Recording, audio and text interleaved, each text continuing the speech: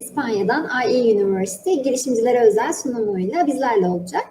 Lütfen sorularınızı sağ alt köşede questions bölümünden yönlendirmeyi unutmayın. Yes, Vaya, the stage is yours now. Hello, thank you very much for the introduction.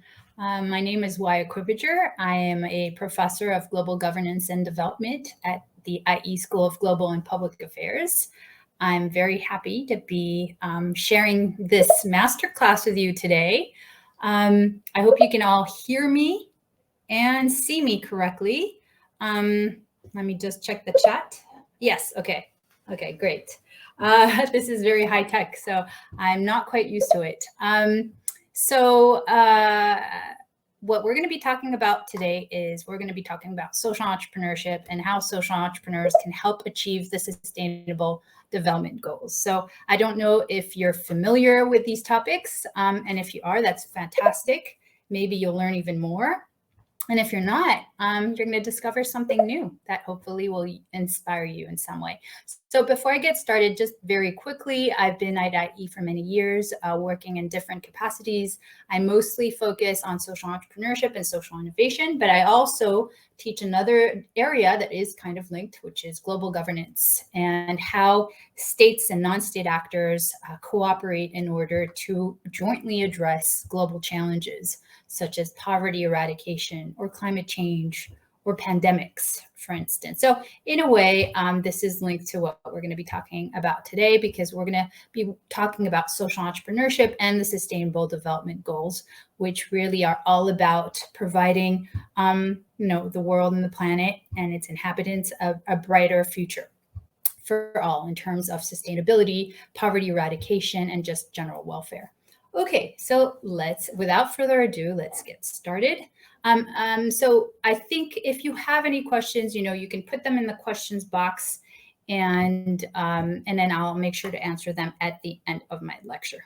Okay, so let me just go to my slides, and hopefully everything will work very smoothly.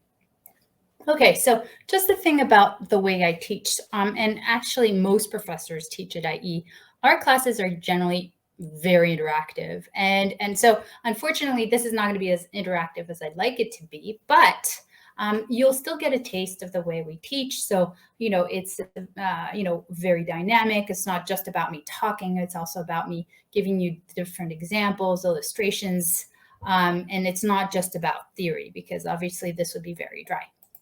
Okay, so I'm going to start off by telling you a story. I'm going to tell you a story of entrepreneurship. Now, I don't know if some of you want to be entrepreneurs down the road, and maybe you do, but either way, hopefully you'll find this story interesting, and you'll see how it kind of links to the general topic of today's masterclass. So this first story is about Pierre. Pierre is the guy in the picture, and he has a passion in life, and his passion in life is actually Pam. So Pam is his girlfriend. Pierre is very passionate about Pam. And Pam's passion in life is actually not Pierre, even though she loves him. Her passion in life is collecting PEZ containers. Now, I don't know if you all know what PEZ containers are, but they are candy dispensers. And so they're, you've probably seen them, and I'm sure you have them in Turkey. They're quite common. They're available everywhere. They're available in Spain, where I'm speaking to you from here.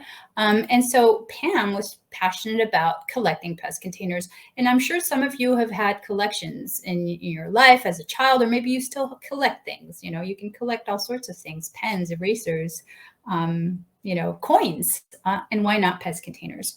So this story takes place in the 90s. And at the time, in order to find new PEZ containers in order to grow her collection, Pam used to go to garage sales. So this story takes place in the US. I myself was raised in the United States. I was raised in Washington, D.C., and I remember that we would sometimes have a garage sale at home. I mean, this is, you kind of empty your house of all the old stuff you don't need anymore, and you put it out in your garage, or you put it out in your yard, which is why it's also called a yard sale. I don't know if you're familiar with this concept, but those of you who have been to the US, or those of you who've seen a lot of American movies, you'll probably seen this garage sale or yard sale. So Pam and Pierre would go to garage sales together in the hope of finding a Pez container. And sometimes they'd find one, sometimes they wouldn't, and sometimes they would find one, but Pam already had it. So it was very, very frustrating for both Pam and Pierre because this, it was never guaranteed that they'd find a Pez container.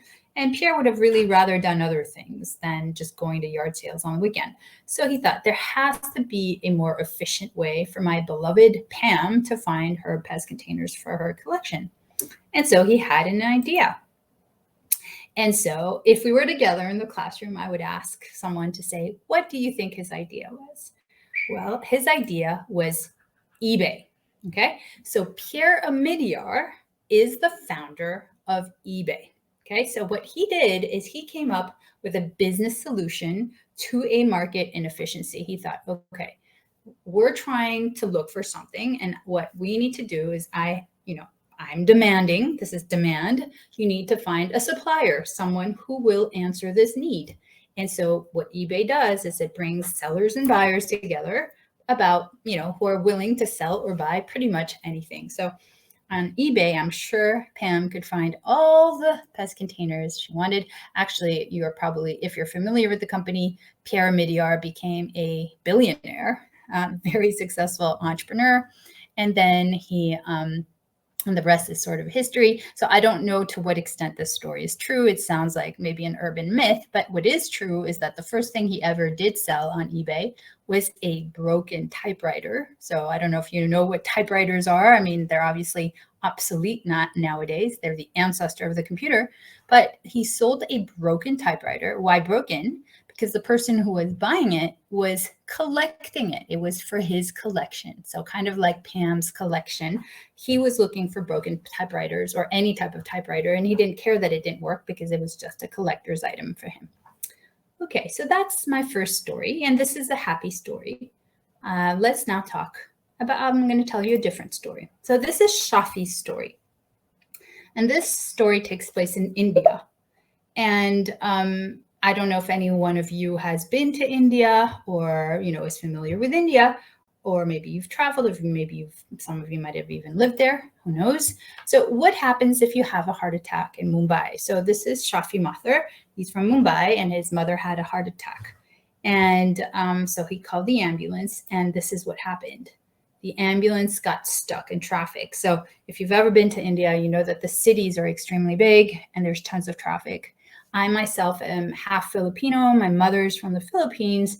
And just like in India, the big metropolis like Manila has incredible traffic. So it's very, very hard to get from point A to point B without losing a ton of time. So unfortunately, the ambulance never made it, got stuck in traffic, and his mother passed away. So of course, Shafi was devastated because, there was no reason for her to die.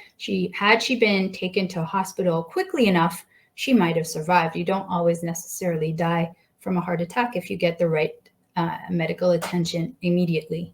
So he thought, I don't want this to happen to anybody else in my family. I don't want this to happen to anyone close to me or to anyone else for that matter. This is a preventable death.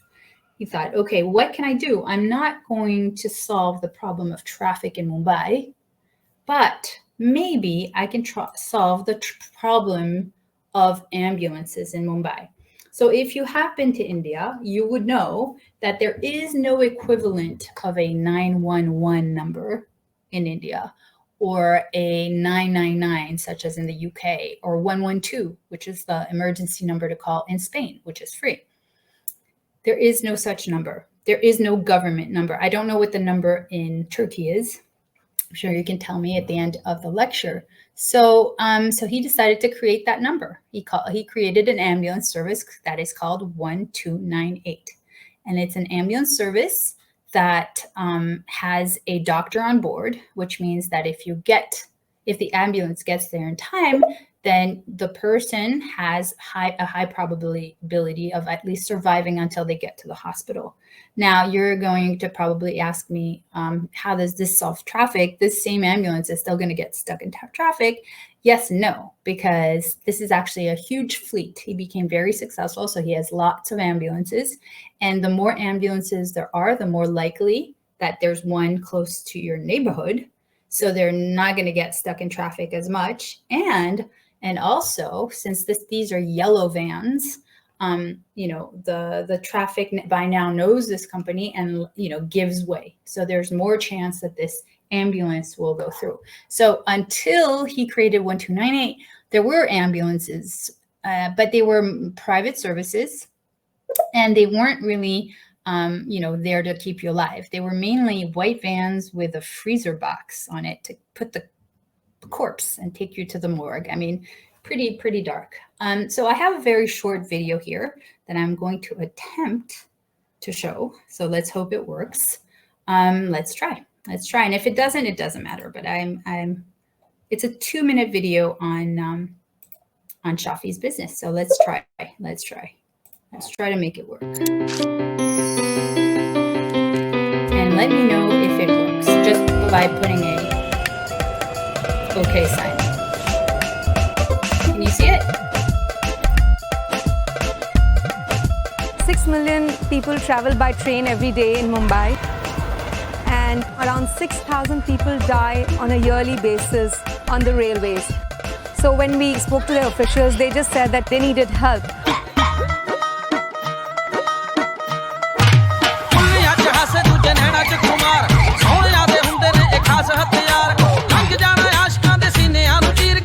A lot of people in India today die because of lack of emergency medical service. So what we did is we started 1298 dial for ambulance.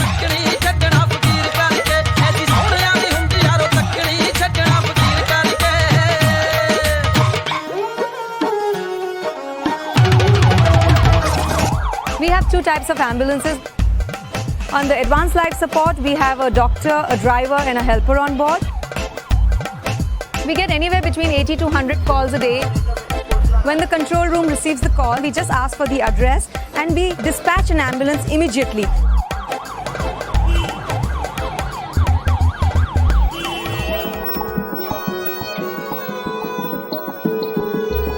In India, sadly, 90% of the ambulances which are existing are used to carry dead bodies. And all those ambulances are white in color. We wanted to make sure that people understand the difference between a hearse ambulance and an ambulance which can actually save a life. Traffic in Bombay is crazy. But now, when they see a yellow ambulance, people do give way.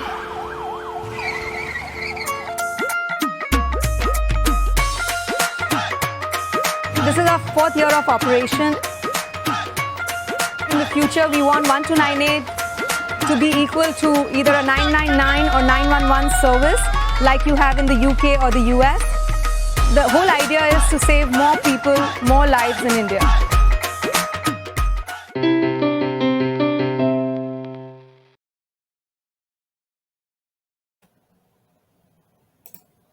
Okay, so let me just go back to my slides. So, So what makes this ambulance business different is that Shafi wanted this to be universal. So as you saw in the video, and the video is actually from a few years ago, and it's grown so much more since. He wanted this to be universal. He wanted this to be for everyone. This was not a government service, so it wasn't free. So he charged people to be taken to the hospital, but he wanted this to be available to everyone, including those who couldn't afford it. So the way he knew how much to charge was by whether or not the patient had insurance, health insurance. So if the patient had health insurance, he would charge him or her for the ambulance service. And if they didn't have health insurance, he would not charge, and he would take the patient to the public hospital. So that's how he worked. So everyone had access to this service, including those who couldn't afford it, because he wanted to make sure that this was a universal service. And so now this his business 1298 has actually grown, and it's now called Zikitsa. It's the largest emergency care provider in India. So he's got 3,025 ambulances now, and he operates in several states, Indian states, and he's got more than one number now. So there's dial 108 and dial 102. Dial 108 is a free number. It's an emergency number just to ask a doctor any type of information if there's an emergency at home. Dial 102 is an emergency service for pregnant women and infants to be taken to the hospital. So this is free. And 1298 still exists. It's still not free. So again, it's free if you can't afford the service, but you pay if you have health insurance. Okay, so these were two examples of entrepreneurship. Okay, so what is entrepreneurship? And again, maybe some of you are future entrepreneurs. So I'm just going to give you very simple definitions. There are multiple definitions. It's a very broad concept. So Joseph Schumpeter says that the function of entrepreneurs is to reform or revolutionize the pattern of production. So there's this element of innovation. Peter Drucker, a management guru, says that the entrepreneur always searches for change, responds to it, and exploits it as an opportunity. So he or she looks for an opportunity and then, finds a solution, seizes this opportunity. And then a very simple definition would be an entrepreneur is a person who starts a business and is willing to risk loss in order to make money. So here, there's always this element of risk. It's never guaranteed that you're going to be successful. And, your end goal is profitability. Your end goal is to maximize your profits. So if, you're an entrepreneur and you say, no, I'm not doing this for the money. I'm doing this because I have a vision of this wonderful business, a wonderful service or product. Maybe that's true, but, you're still, your goal is to be profitable. And so if you look at the spectrum, regular entrepreneurship is about profit maximization. So you're here. And then on the other side of the spectrum, you've got pure charity, meaning you're giving things away and you're not aiming to be profitable. And you have other ways of measuring your success or validation because you feel good about giving away, either goods or services or even money. So what is social entrepreneurship and how does it differ from regular entrepreneurship or commercial entrepreneurship? So social entrepreneurship and business entrepreneurship are quite similar, obviously from the name, but social entrepreneurship has a different dimension in the sense that the end goal, the objective is social impact. So you have a social mission and you're going to be using entrepreneurial tools in order to reach that social objective. So social entrepreneurship is about recognizing social problems and achieving a social change by employing entrepreneurial principles, processes, and operations. So you have a social or environmental goal that you're trying to achieve, and you're going to achieve it by using business skills. You're harnessing the power of business in order to achieve your goals. So usually you can be for-profit or non-profit if you're a social entrepreneur. And whatever profit you make is reinvested in your social business. Okay, so here's a longer definition. Again, you don't need to know all of it. I've just highlighted a bit of it. It's by the Ashoka Foundation. The Ashoka Foundation is a nonprofit organization that was founded by a social entrepreneur called Bill Drayton. And the Ashoka Foundation scouts the world looking for social entrepreneurs. And this is their definition of social entrepreneurship. While a business entrepreneur might create entirely new industries, a social entrepreneur develops innovative solutions to social problems and then implements them on a large scale. So there's this idea of scaling up, of maximizing your social impact. You're maybe not maximizing profit, but you're definitely maximizing the reach. You're reaching as many people as possible. And the Ashoka Foundation identifies social entrepreneurs in the world and then gives them some seed money, some funding in order to grow their business and reach a larger scale. So the space that we're looking at in this masterclass today is this area that is between profit maximization and pure charity. So it's a space that we don't tend to look at where you can do good and do well at the same time. So usually when you say, okay, I'm doing good and doing well are mutually exclusive. But they're actually not mutually exclusive. They're perfectly compatible. You can do good for society and do well for yourself at the same time. And this is the space that we're looking at. So going back to the two examples I gave you, Pierre Midyar and Shafi Mathur, who is the social entrepreneur? And so usually I ask this question to the class and I get I never get the unanimous answer. There's never consensus. So some people say that they're both social entrepreneurs. Some say that neither one is a social entrepreneur. Some say that it's Shafi. At the end of the day, you can there are valid arguments for both answers. But if I had to choose one, I would say Shafi Mathur is a social entrepreneur. And why? He's not a social entrepreneur because he's saving lives, which is what most people say, that he's saving lives. That's why that makes him social. It's not that he has an ambulance service. That's not why he's a social entrepreneur. He's a social entrepreneur because he's willing not to charge everybody. He's willing to lose profitability in order to reach more people, in order to help more members of society. That's what makes him a social entrepreneur. Okay, so one thing you have to understand about the social sector is that, anyone or any entity can be part of the social sector. You don't have to be a nonprofit NGO to be in the social sector. You don't have to be a social entrepreneur to operate in the social sector. A lot of different organizations have a social dimension.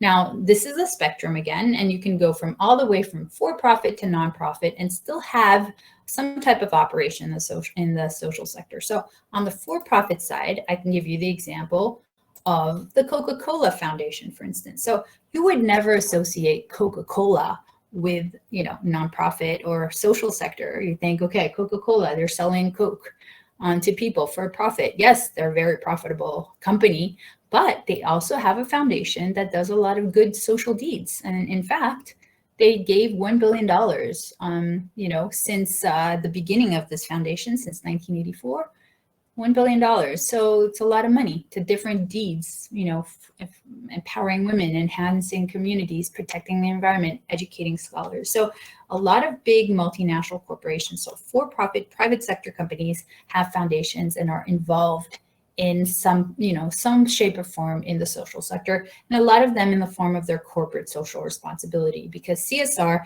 is the way that large companies try to give back to society.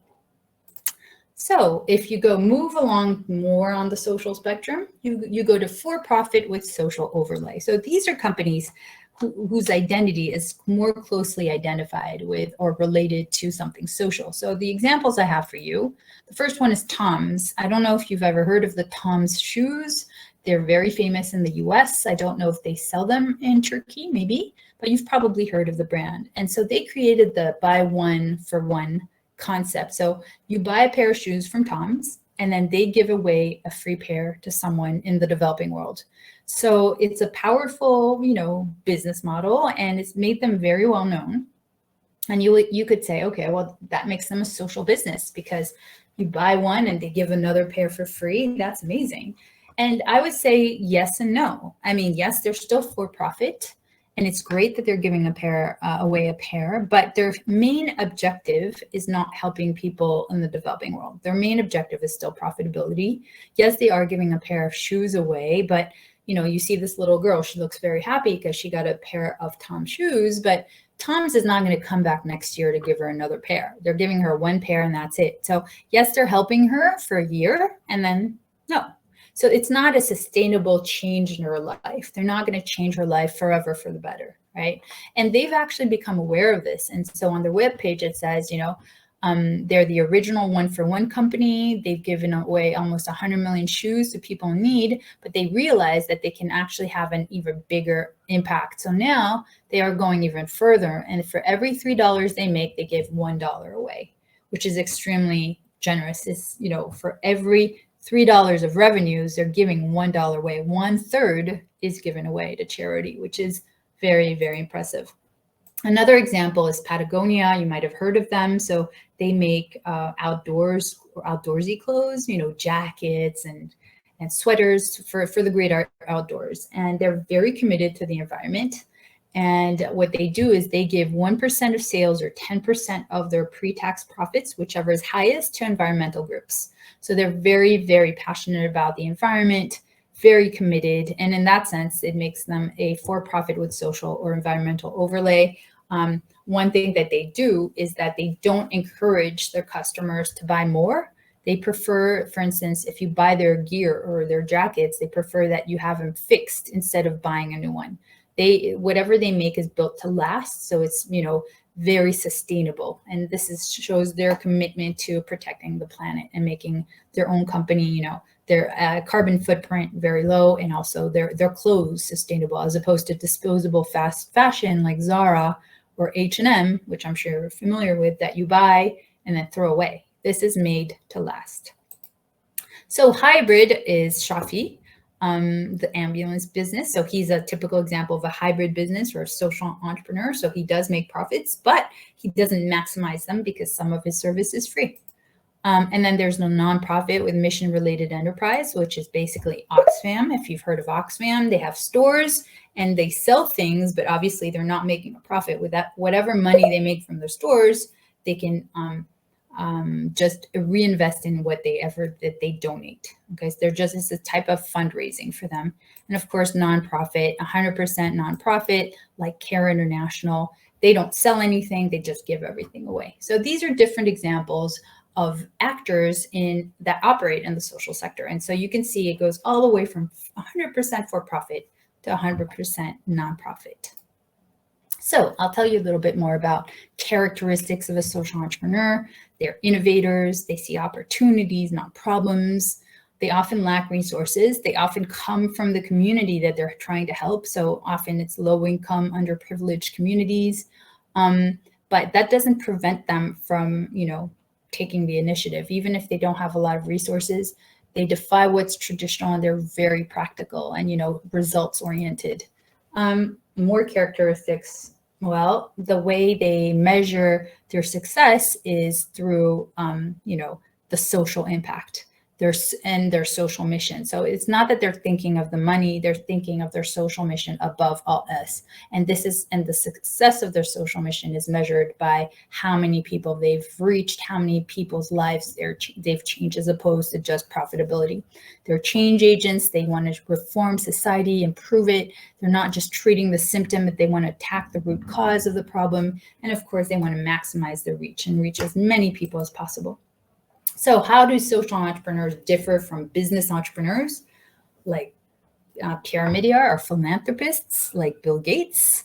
Well, and some people tend to confuse Bill Gates with social entrepreneurship or social entrepreneur. They think that Bill Gates is a social entrepreneur. And I'll tell you in a second why he is not a social entrepreneur. So business entrepreneurs, the way they operate is they try to charge the highest possible price and make, and at the lowest possible cost in order to maximize their margin and their profitability, right? In order to maximize their return on investment. Philanthropists, they are usually, give away their fortune or parts of their fortune. They're usually perceived as the good guys because they're very generous, but they don't usually try to follow up or measure if their money has made or their donation has made any difference. Now, one exception to that rule would be Bill Gates, because he does have this huge foundation, the Bill and Melinda Gates Foundation. Well, now just the Gates Foundation, since they've split up. But so he is an exception, and he does follow up and he does measure, and he's very, very involved. But the reason he's not a social entrepreneur is that he first made a lot of money through Microsoft. And then from the profits of Microsoft, he decided to create this foundation. Whereas social entrepreneurs don't dissociate from their business, in the sense that from the very beginning, their business has a social mission and social impact. Microsoft has no social mission and social impact. Bill Gates decided to first make his money the traditional way with no social mission, and then dedicate whatever fortune he made to doing social good afterwards. So it's two separate endeavors. Whereas in the social entrepreneur's case, they're intricately tied from the beginning. They're intertwined from the very beginning. It's all about your social mission from day one. Okay, so you want to maximize social return on investment. You want to empower individuals, those that you're serving. You want it to be sustainable, and you want to reinvest your profit in your social enterprise. So more differences between social entrepreneurs and traditional entrepreneurs. Business entrepreneurs are constrained by the rules of the market. By this, I mean that if they're not successful, then they will be weeded out and they will go bankrupt. Whereas social entrepreneurs have more flexibility. If they're not successful at first, they can always rely on donations and they can stay afloat for a while.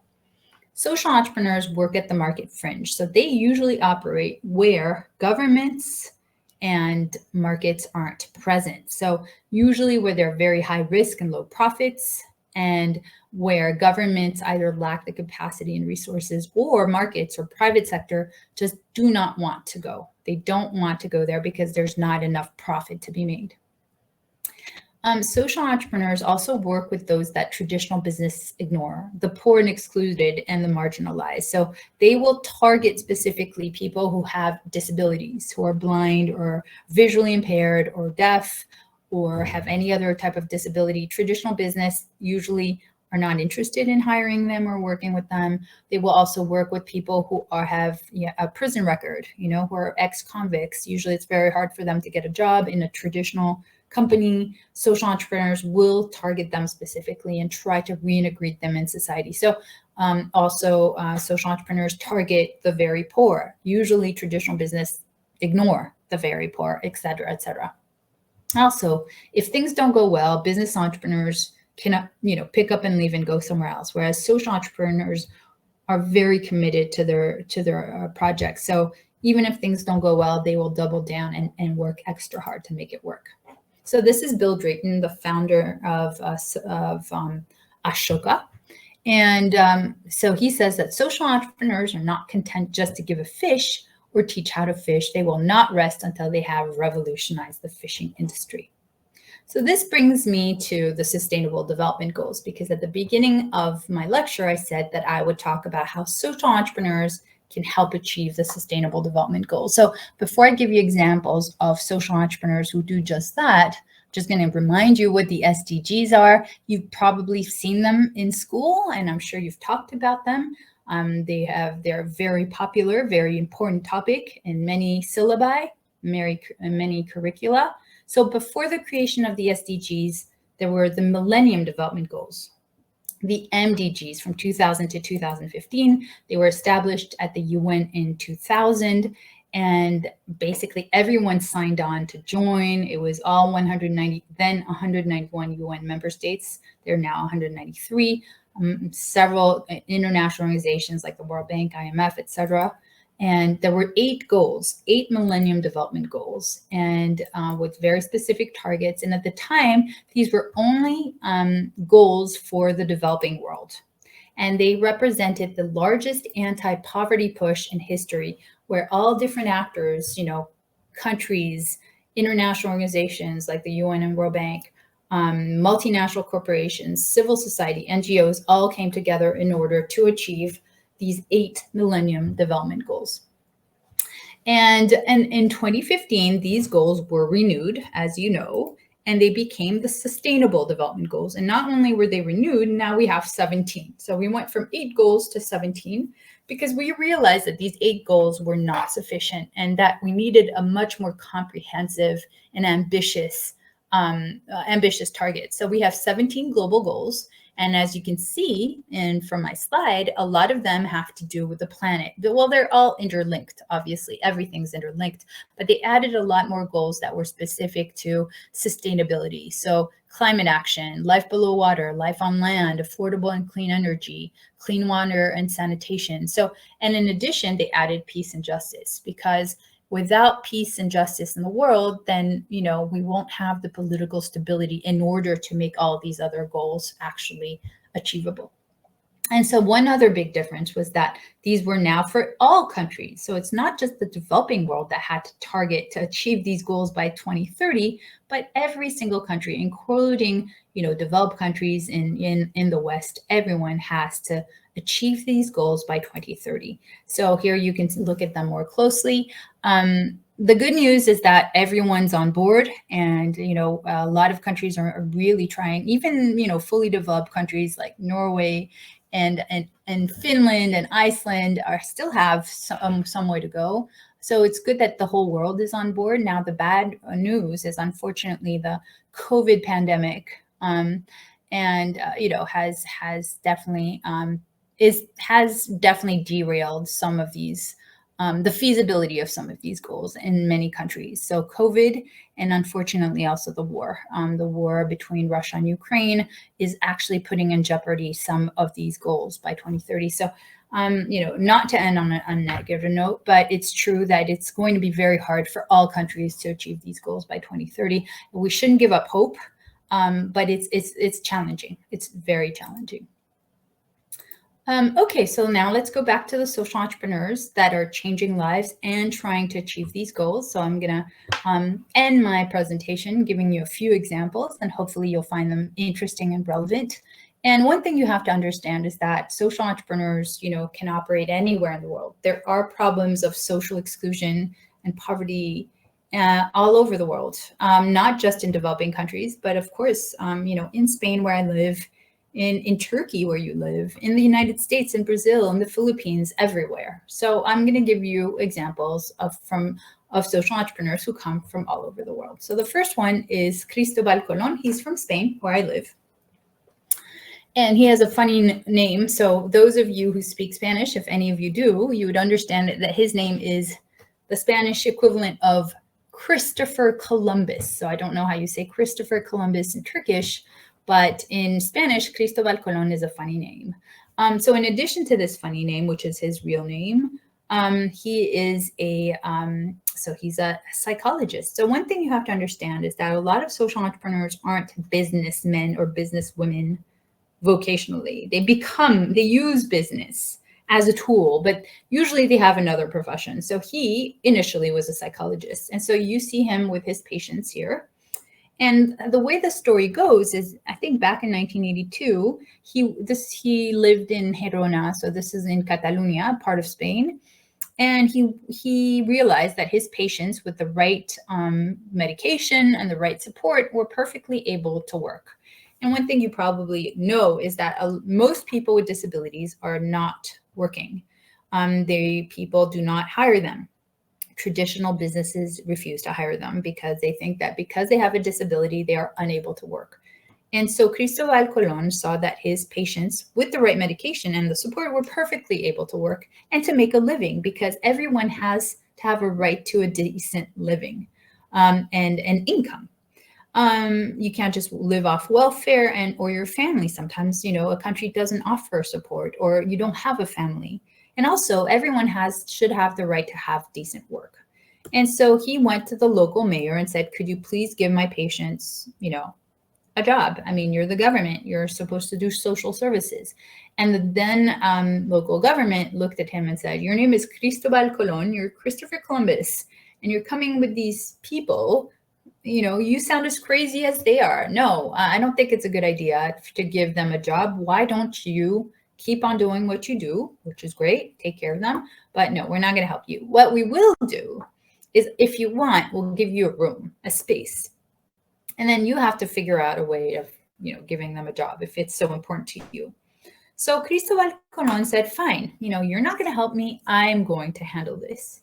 And he actually used that space that was given to him by the government, and that's from that he started a company called La Faeda, which is the third largest yogurt producer in Spain. And they have annual revenues of 15 million euros, 377 employees, of which half of them have mental disabilities. And what's incredible is that he became an incredibly successful yogurt producer. So he decided to start a business. He thought, okay, I need to pay my patients. I need to give them a job. So he decided to say, okay, well, why not a yogurt factory? And they, La Faeda still exists to this day. I've tried their products. They're very good. And what's great is you can buy them at any supermarket. It doesn't say on the yogurt that, it's made by people with disabilities. They don't try to make, it's not a sob story trying to make you,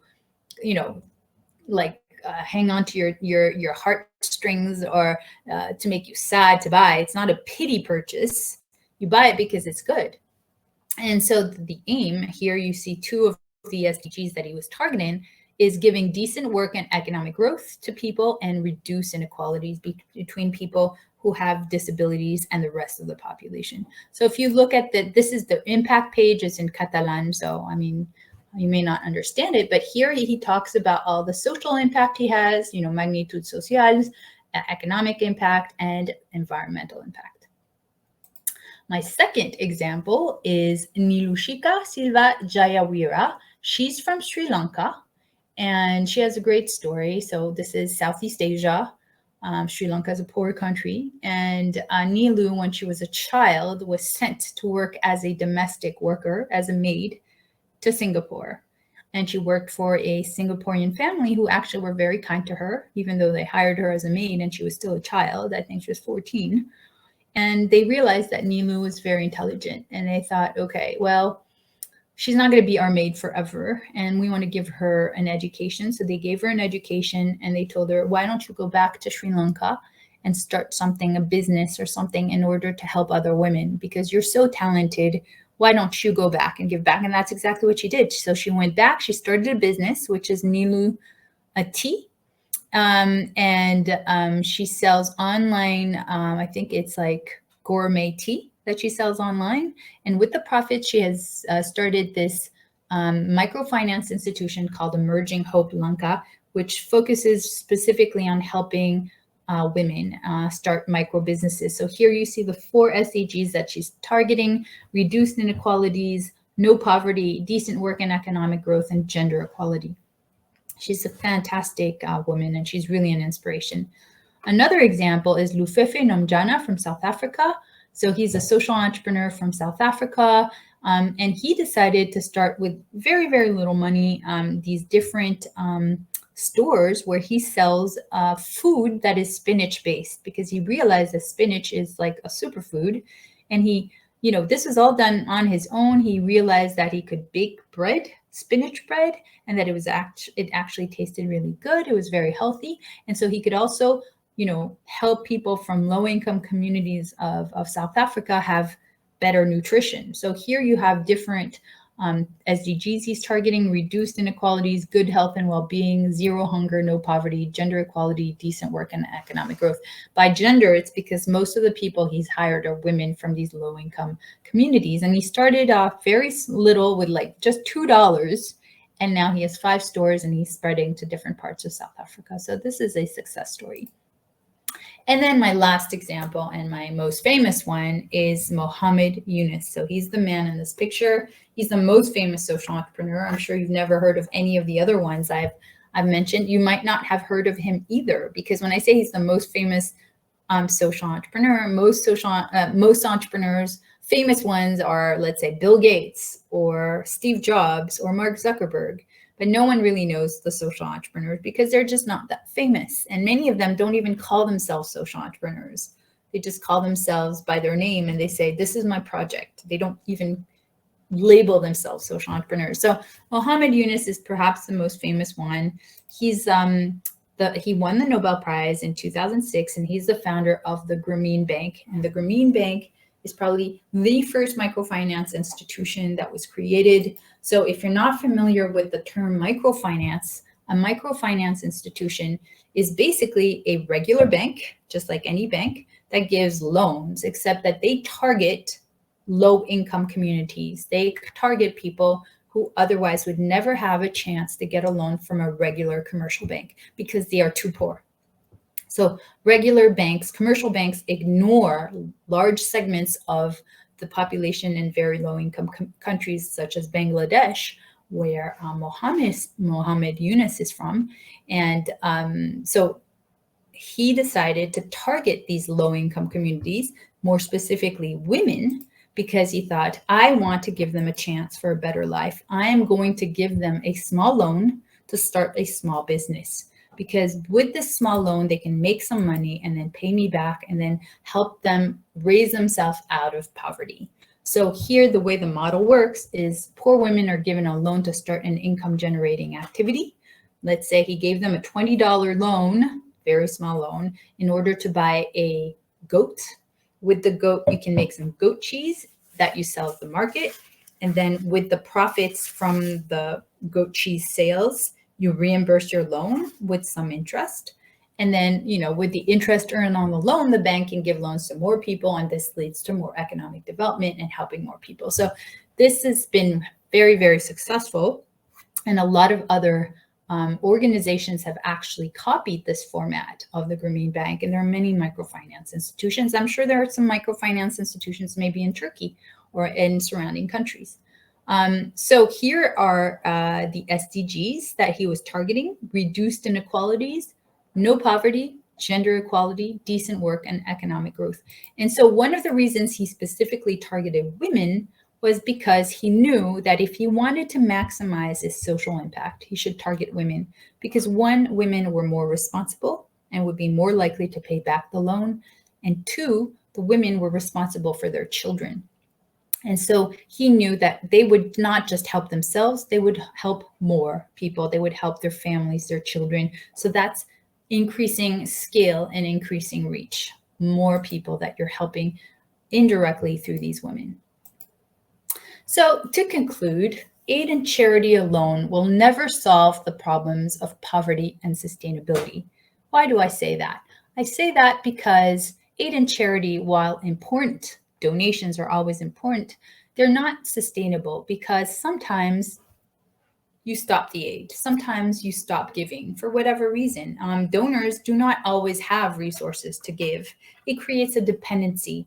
And you probably know that famous saying, you know, you give a man a fish and you feed him for a day. You teach a man how to fish and you feed him for a lifetime. So giving is a temporary solution. It creates dependency. And once the giving stops, then you're back to square one. The private sector alone will never solve the problems of poverty and sustainability. Why do I say that? And the private sector has so many resources, has more money than governments even. Well, they won't solve the problems of poverty and sustainability, not because they can't, because they can. It's because they don't want to. It's because there are not enough profits to be made. So if we find a way to convince the private sector that it is profitable to address social and environmental problems, then maybe they will be more responsive. Governments alone will never solve the problems of poverty and sustainability. Why do I say that? Even though in many cases, it should be their role. They should be responsible for providing public goods to their citizens, such as education, free healthcare. These are public goods. Sometimes that they are not provided by governments because they don't have the resources. Maybe governments are poor. And sometimes they don't want to because they steal the money, corruption, etc. Lastly, social entrepreneurs can be part of the solution. I didn't say are the solution. Why did I not say that? It's because social entrepreneurs, for the most part, are very few. There are not enough to solve all the problems of poverty and sustainability. This said, they can be part of the solution. And at the end of the day, all these different actors I'm talking about, the aid, the charities, the private sector, governments, and social entrepreneurs, these are all stakeholders that together will achieve the SDGs. So on that note, I hope you enjoyed this very brief masterclass. Thank you very much. It was a pleasure to share some of these concepts with you. This is my name. This is my email. If you ever wish to reach out to me at IE University. And if anything, if you have any questions, yeah, please ask. So now I'm going to look at the question box and let's see. Okay, do we need a TOEFL or score to study business at IE? So these are admission questions. I actually think you do, but I'm not in the admissions department, so I don't know. But I think that if you reach out to the team here, to Zainab, they can lead you to the right person for admissions. But I think the answer is probably a yes. Okay, hello, Ms. Waya. Thank you for the presentation. Are your classes always like this interesting? I would like to say yes, that they always are. But thank you very much. That's very kind of you. Could you please let us know what are the applications requirements? Okay, so again, this is an admissions question. So if you're interested in applying to IE, I'm very pleased that you are. So either contact Zainab and she can give you the right person, or send me an email and I will give you the contact of the admissions team here at IE, and I'm sure I can find out for you. Even though I'm on the faculty, I can definitely lead you to the right person. And I think I actually have a colleague who is Turkish, so I'm sure she would be more than happy to even answer your questions in Turkish. So please send me an email if you have any further questions, or contact Zainab as well. Any other questions about what we saw today? Was everything clear? Happy to answer. And again, if we don't have time right now, please feel free to send me an email and I can answer your questions at a different moment. Okay, thank you for the hearts and the, I wish I could have gone to meet you, but thank you so much. And I really hope, that you do end up applying to IE, and maybe you will have me as your instructor. All the best. Thank you very much.